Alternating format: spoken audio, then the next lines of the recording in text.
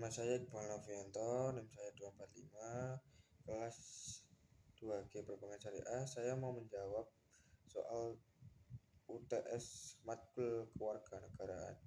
1. Sebutkan dan jelaskan 3 hak dan 3 kewajiban warga Indonesia. Sebagai warga negara Indonesia, setiap individu memiliki hak dan kewajiban yang diatur dalam konstitusi. Hak warga negara Indonesia yaitu 1. Hak untuk hidup. Setiap warga negara berhak untuk hidup dan mempertahankan kehidupannya yang dilindungi oleh negara. 2. Hak atas kebebasan berpendapat. Warga negara berhak menggunakan pendapat dan berpartisipasi dalam kehidupan politik, termasuk berunjuk rasa. 3. Hak atas pendidikan. Setiap orang berhak mendapatkan pendidikan yang layak dan berkualitas sebagai upaya untuk meningkatkan kualitas hidup. Kewajiban warga negara Indonesia. 1. Kewajiban menaati hukum dan pemerintahan. Setiap warga negara harus mematuhi hukum yang berlaku dan menjunjung tinggi pemerintahan tanpa kecuali.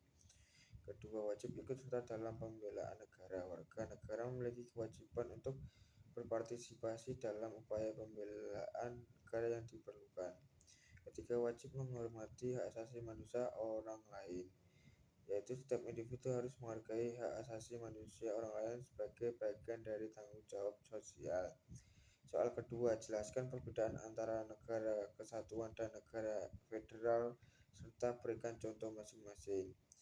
Negara kesatuan dari negara federal adalah dua bentuk organisasi negara yang berbeda, masing-masing memiliki karakteristik dan struktur pemerintahan yang unik. Negara kesatuan. Pengertian negara kesatuan adalah bentuk negara di mana kekuasaan pemerintahan terpusat di tangan pemerintahan pusat. Dalam sistem ini, wilayah negara tidak memiliki kedaulatan terpisah dan semua keputusan penting diambil dari pemerintahan pusat. Ciri-ciri. 1. Memiliki satu konstitusi yang berlaku untuk seluruh wilayah. Kedua, hubungan antara pemerintahan pusat dan daerah bersifat vertikal, di mana pemerintahan daerah harus tunduk kepada pemerintahan pusat. Contoh Indonesia adalah contoh negara kesatuan di mana pemerintahan pusat memiliki otoritas penuh atas seluruh wilayah dan administrasi daerah. Terus negara federal. Negara federal adalah bentuk negara yang terdiri dari beberapa negara bagian atau provinsi yang memiliki otonomi tertentu. Dalam sistem ini, kekuasaan dibagi antara pemerintahan pusat dan pemerintah negara bagian. Ciri-ciri yaitu 1. Memiliki konstitusi federal dan konstitusi masing-masing negara bagian. Kedua, hubungan antara pemerintahan pusat dan negara bagian bersifat horizontal, saling menghormati kewenangan masing-masing. Contoh Amerika Serikat adalah contoh negara federal, di mana setiap warga bagian memiliki kekuasaan untuk mengatur urusan internalnya sendiri. Sementara pemerintahan federal mengatur urusan yang lebih luas seperti pertahanan, hubungan luar negeri. Soal ketiga, jelaskan peran penting dalam menjaga persatuan dan kesatuan bangsa Indonesia.